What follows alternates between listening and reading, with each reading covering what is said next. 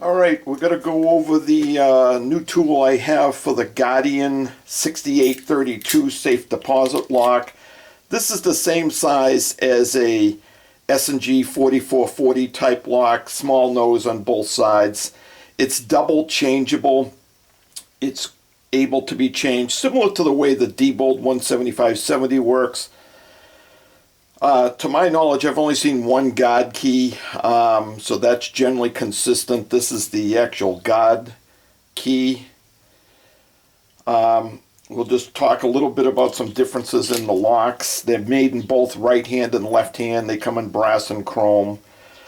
This lock has been sort of a pain to deal with. I've looked at this lock for a number of years. I had an earlier design that I wasn't happy with, and finally was able to get some time to put back into it, and I've come up with a real good solution for it. It's virtually, for me, it's virtually 100% if the lock is functional to be able to pick these open. We're going to talk about a couple of differences within the lock over the years, and you approach them slightly differently, and you can identify which one it is from the outside in most cases. All right, so they come in both right and left hand. I'm going to actually pick open 4 different locks here. The first thing to know is the earlier versions of these had a different stump, just like the design of the Diebold 17570. It has movable stumps in there. Now these are very thin, they're sort of delicate, so one of the things we're doing is we're not forcing it. You're truly picking the lock, you're not forcing it open, and you'll see as I demonstrate the theory behind it. The earlier versions had these stumps here. Notice that the end of the stump is flat. This is the lever that's been consistent in all of them here.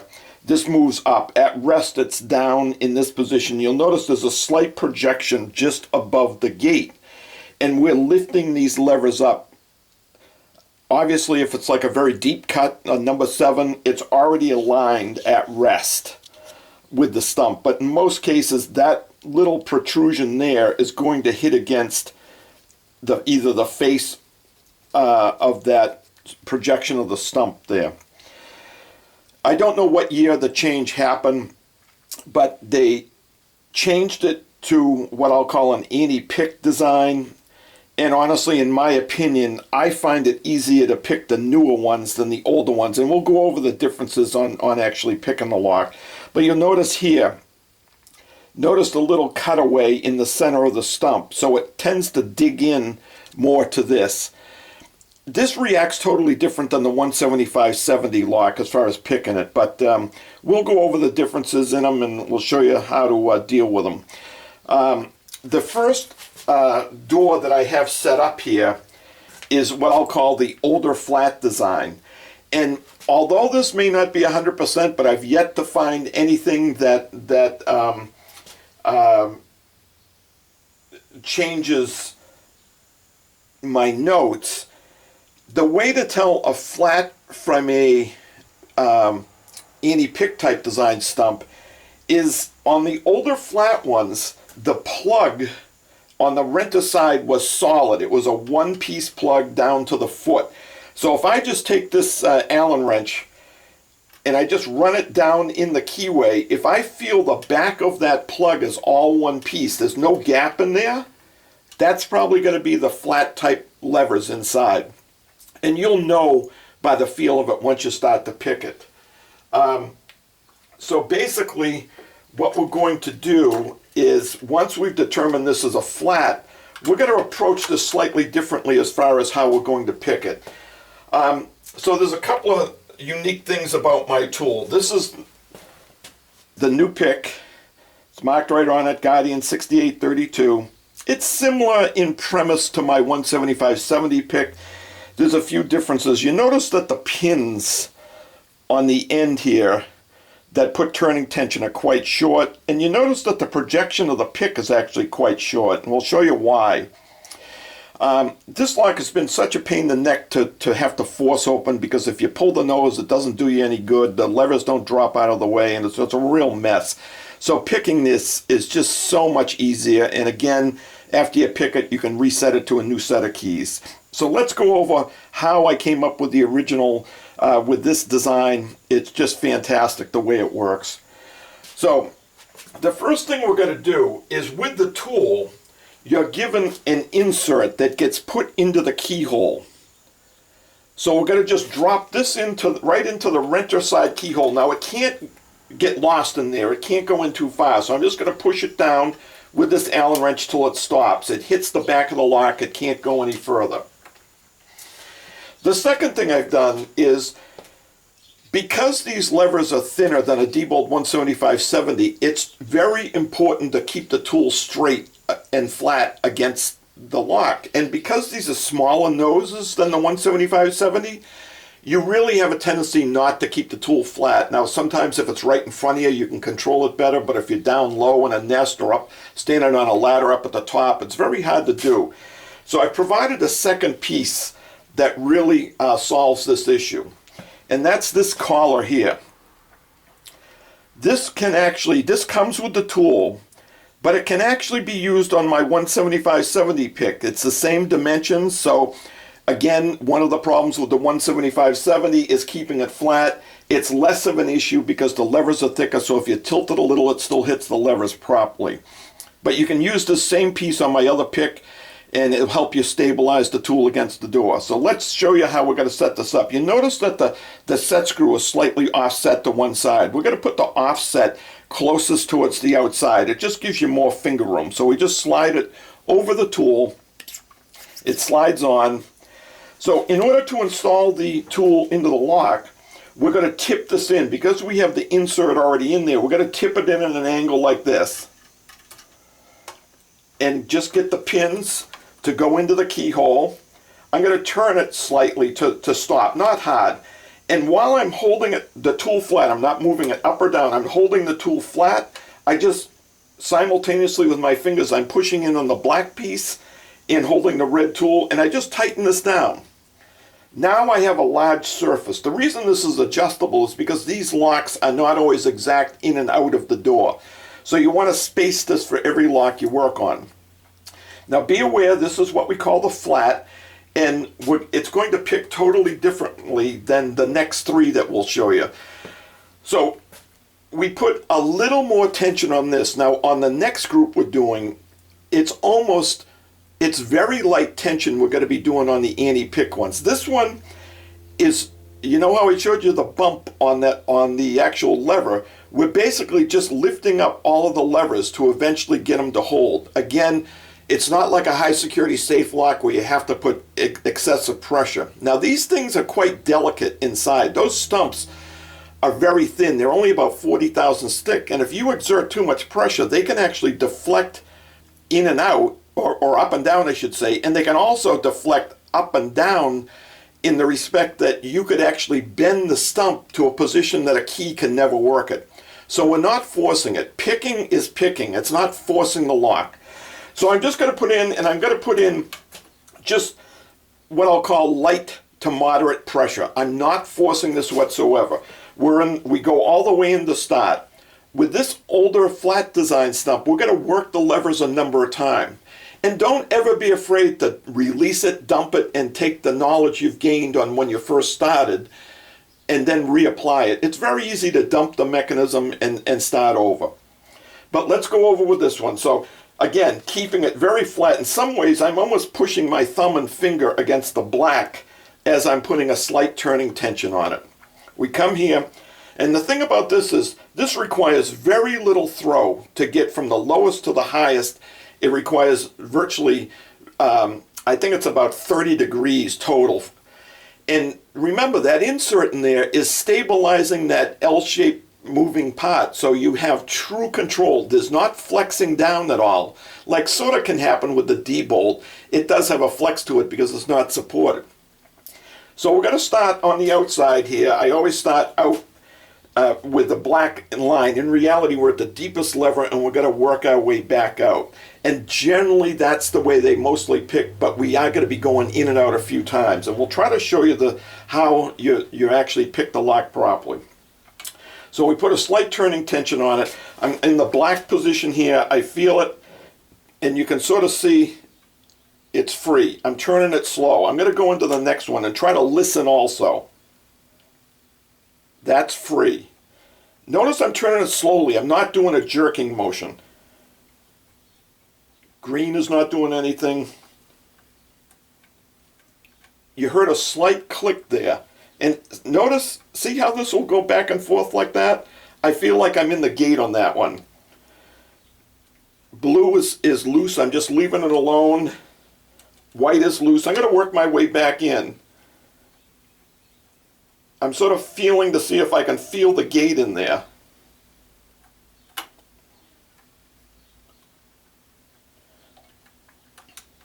As you progress, they will start to hold better. Now this blue one here, I can sort of feel that it's loose, but as soon as I move it a little, it hits a tightness, which is telling me that should be a deep cut. I'm not going to overlift that. I'm going to leave it alone. Go in and check white. I'm going to go back. Notice, see how I'm just sort of feeling it? Always rotate back to center before you move it.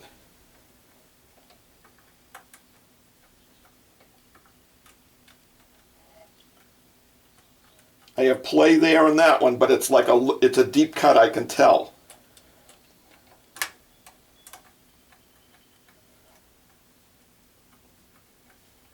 Starting to feel they're in the gates. You see how I'm getting that? Let me go back in. See how I can do this? It's like working with it. It's pushing that lever up. I can tell I'm progressing on this thing. Yellow. Blue's got a little play in it. And then I go to white. And as soon as I hit white, it just unlocked. Now, if you were doing this job, you'd now take the change tool. It's a 5/32 Allen wrench. It's not a security like the Diebold. It will turn over to a 180-degree position. I'm just going to throw this back to a locked position here because we're not actually going to change it. But you turn it over, you turn the tool, you get it to a 180. You take out the pick at an angle because, again, you got to tip the pick out of the way and take out the insert. We'll show you how to take the insert out. There's nothing holding it in. It's just gravity. So I'm going to throw this back out. Now that was the flat design. So I take the pick out. I just take my Allen wrench or any probe and I just pull this right out of here. So that's the flat design. The flat design, you're putting, I want to say, I'll call it light to moderate. You're not forcing it. If you're fighting with the levers, you're putting too much tension on it. It should only be enough force so you can feel the gates. But remember, you're sort of moving it up, moving it up, moving it up. And once they get past that little bump, which is holding the bolt out, as you get them all in the ballpark, the bolt starts coming in, you'll start to identify the thing. Now, if you feel a gate on that design, that's the gate because there's no false notches in the whole system. So you're only feeling the gate. But, you know, again, if you feel that you get one, like in my case, it was the fifth one. Oh, and be aware, this is only a 6-lever lock, unlike the Diebold that's 7. So it's one less lever to have to pick. But if you overlift a lever, it's going to obviously get stuck up there. So you're going to dump it. But you can tell you overlifted it because once you went past it, it's free floating. There's no gate to it whatsoever. So you just have to understand the feel of it. But the flat reacts a little differently than the next 3 we're going to do. So I'm going to change doors here. And just to show you, this happened to be, I believe I have the right keys here. This is the cut of the key here. See, there was a deep cut in the 5th position. And that's the key, see? See, it's not a rigged lock or anything. All right, so I'm going to take my guard key out. I'm going to swap doors here. All right, so we're going to go to the next one. We'll point out the difference. So on the newer design, and again, there might be variables to this when they were changing production. You can do it 2 ways. If I take the Allen wrench and I stick it down in the back of the plug, and I come up, and you see how that locked in? There's an actual gap there. And it's sort of like the S&G current design where the nose is a separate piece than the foot. And in this case, there's a little gap. You can do it also by taking the little probe piece here and I turn it backwards. And if I put it in and I feel it go into that hole, I know it's the newer design. And probably the majority of them that you're going to find are going to be the newer design. So we'll start the same way. We take the insert, we put it in the lock, we push it down. It will go right to it stops. The pick will push it in the rest of the way also. I'm going to put the guide key in. I'm going to pull back my collar here. I'm going to tip in the pick, get it down in, and I usually move it all the way into the black, all the way deep position. I turn the tool till it stops. Again, keeping the tool flat against the lock as I'm pushing in with my finger and thumb. You can turn this at any point. I usually put it up on this neighborhood here. And now I've got the pick space for it. So let's see how this one reacts. Again, picking is slow, deliberate movements. You're not forcing it at all. So I'm going to go into the first one, and I'm putting a little lighter pressure than when I'm doing the flat one. So again, notice I have my thumb and the bottom of my finger are pushing the tool flat against the door. So I'm now going to start with black, and I'm going to work my way out the same way we did before and try to listen. I'll try to shut up a little bit while I'm doing this. Hopefully you can maybe hear some of these noises. Did you hear that little click there? I go back to horizontal. I think I just lost it when I slipped here. Let me start over. Let's listen to this click as it turns. Hear that? I go back to horizontal, go to red. I'm going to leave that there. See how I almost feel like that might be in the gate like that. But again, this is a little bit of trial and error here. Green, did you hear that click? Yellow, it feels a little rigid. I'm going to leave that one alone. Blue, again, it's feel and hearing. And we now have gone in once. We're going to go through working through them again. I'm going to go back to black. You see how this does this? That's telling me that's in the gate. Red, you hear that click? And then I feel this turning a little bit more and more. Now, one way to tell is that if you overlift it and get something up too high, you'll notice that you can't progress. You'll notice the other ones are free floating and not binding. That's because you did something wrong. Again, you dump it and start over. So that was red. We're going to go to green. See this? See how it's actually, I can feel it in the gate. We're going to go to yellow. That's rigid sort of very early, so that's probably a deep cut. We're going to go to blue. See that? That looks good. See what white's doing? And that just picked. Same deal.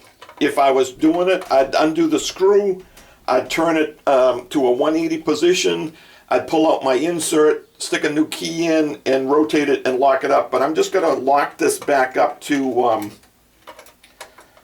throw the bolt back out here. Going to take my tool out. We'll take out the insert. And these are the operating keys. Now in this case, the fourth position had a deep cut in it. And that was the one that I barely moved. You see how small of movement on my pick there is. You're not going way up. It's about half the throw than the 175/70 pick. So again, just to show you, it's not a doctored lock or anything. There's the key, and there's your functional lock. So let's go to the next lock and see how that reacts. I'll get rid of this one. We'll put the next door in place here. We'll determine if it's old or new. We can use this if you want, or you can use the Allen wrench. I'm going to put it in. See how that locks in there?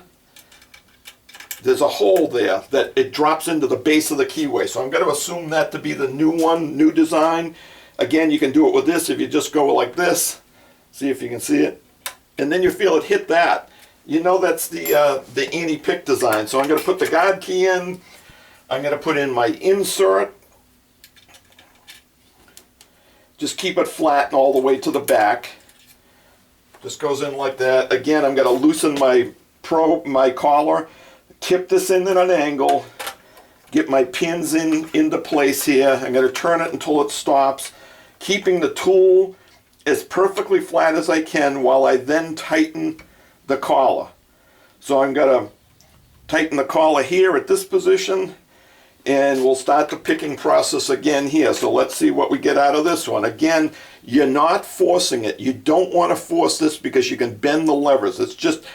It's basically just putting enough turning pressure on the lock to open it, not trying to force it open. You're just sort of making the lock know you're trying to put a little bit of a tension on the bolt. And that's about it. Again, very important, keep it flat, because on this lock, if you don't keep the tool flat, you're going to be hitting the wrong lever. The other thing I recommend, and I didn't really go over this, I like to just take my fingers like this and pull out like that. It allows you not to overshoot it.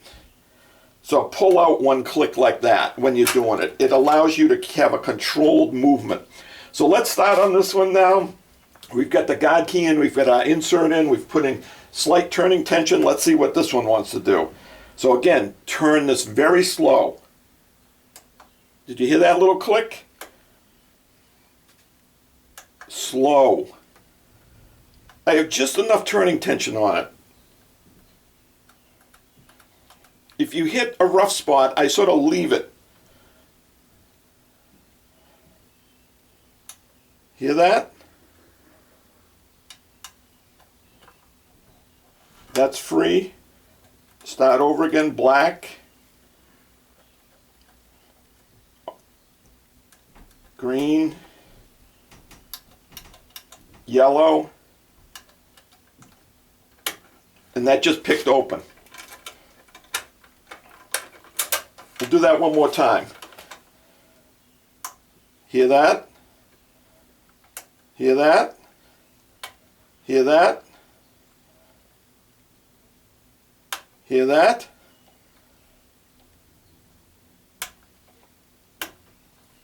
And that just picked. You notice it picked without me touching 6, because 6, we'll take a look at the key now. Let me take the tool out.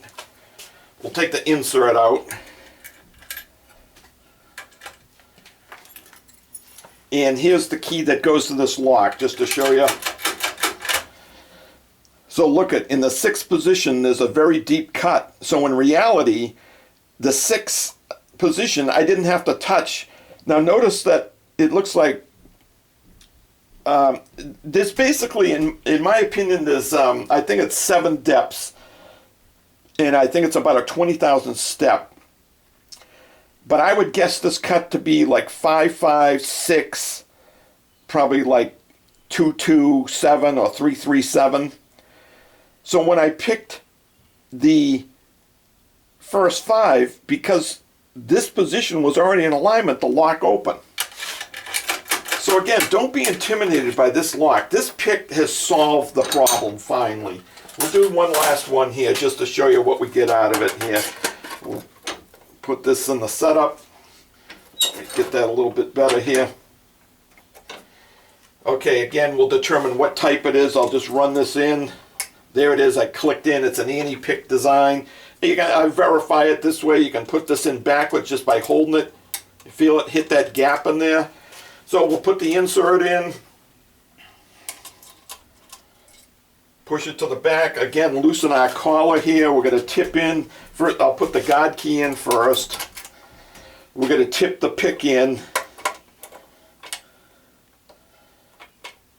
Hold it flat against the lock. Simultaneously turn this up flat against the door, holding it all together at once. Tighten it down. So we'll back off now, and we'll see what we get. So let's feel the first one. Now the first one's rigid. It's already rigid without moving it. That's probably going to be a deep cut. We'll go to the second one. Hear that? Go to the third one. The lock just opened. Let's do that again.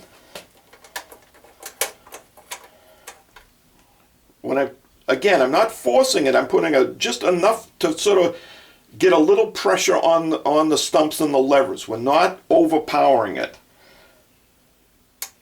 I can feel this, and when you practice this, you can Have like a key in front of you, a known key, and you can tell what the lock's doing. But again, watch.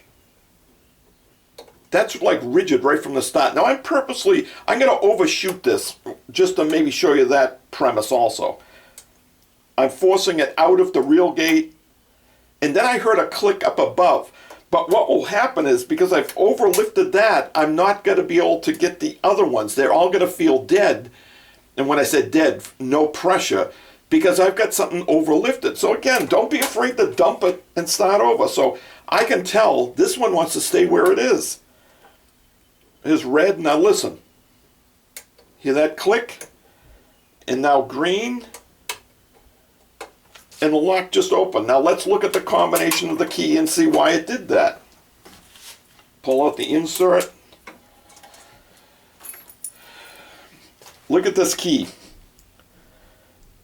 The first cut is like a deeper. So this is probably like 7, 3, 4, 7, 6, 6. Now the 7 and the 6, 6 were close enough to open without me touching it. So in reality, I picked 2 levers and the lock opened. I had to pick the second position, which is a little higher, and the third position slightly deeper, but the others were in alignment. So that's actually helping you. It's a 6-lever lock, but we only picked 2 levers to open it. Just to show you here. So a couple of general things just to be sure of. You want to make sure that the tool is flat. If I tip this at all, you're going to be hitting the wrong levers, or 2 levers at a time. It will totally screw you up. Slow is the name of the game. Slow movement. And you're feeling it. You're picking. You're not forcing the lock open. There's 6 spaces: white, blue, yellow, green, red, black. Same color combination as my 175/70, but there's 1 less position because there's only 6 levers. This lock is so easy to pick open. I can't believe it took me this long to finally find a solution to this, but this is no problem at all. Don't be afraid of picking it. It just takes a little bit of practice and understanding, and if you use, whether it's a flat type stump or an anti-pick type stump, they react a little differently. Less pressure on the anti-pick type, a little more on the flat. And remember, on the flat, you're just getting them all up just a little bit to start lifting them all up, and then they can start holding in place. And again, don't be afraid to dump the combination and start over. I do the same thing with the 175/70s. I sort of like learn from where things are going to be. You can tell by the feel of things where you want to be. If you make the mistake and overlift something, you dump it and know that, well, let's say blue. I know that's a deep cut. I'm not going to lift that the next time I come through it. So this lock is so easy to pick open, you'll be amazed. And this tool, again, with all my stuff, it's highly precision. And remember, if you purchase the tool and it comes with this collar, it of course comes with that insert we put in the keyhole, but this collar you can use on my 175/70 pick, and it will help you with that lock also. They pick a little bit differently from each other, but this is a much better way to control the pick because you don't have the tipping, and because the noses are so small, that was one of the things I had to get around and find a solution for. So I hope you can learn from this. Remember, low tension, low turning tension, slow. And how do you know when it's in the gate? You get up there and you can feel it stop. You're not forcing it by the stop. Remember, you're feeling it. You're not forcing it. You're feeling it. And when it can do this, it's the gate moving up and down against the stump. You gotta go slow. All right, I hope this helps you out. Thank you.